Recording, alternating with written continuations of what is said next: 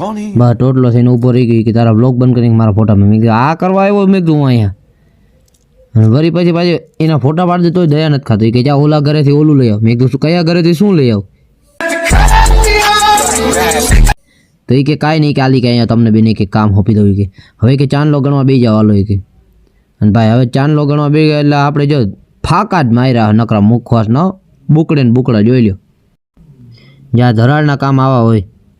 ભાઈ જો જાલાય મંડી જ પડ્યો તો જો એને ભરોસો નથી બોલ અમારી ઉપર કે મારી સામે ગણી કે કેટલો ચાંદલો થયો એટલે એલા એ આમ ન હોય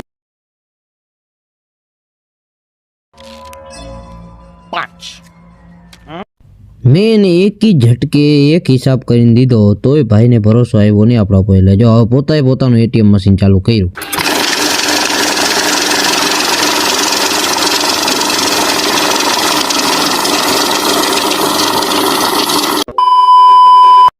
અને પછી તમે આરામથી જો બરબારું કરી લીધું હતું ને આ ટેણિયાઓ જો આ જો જામી જ પડ્યા છોકરો લાગે બિચારો અમારા જેવો ભોળો છે પણ બિચારી ઓલી જો સમજી ગઈ કે આ એકી ચાલુ કર્યું જ કંઈક ફાઇનલી જો આપણે પરબારું કરી નીકળી ગયા ત્રણે ભાઈઓ 3 ઇડિયટ્સની જેમ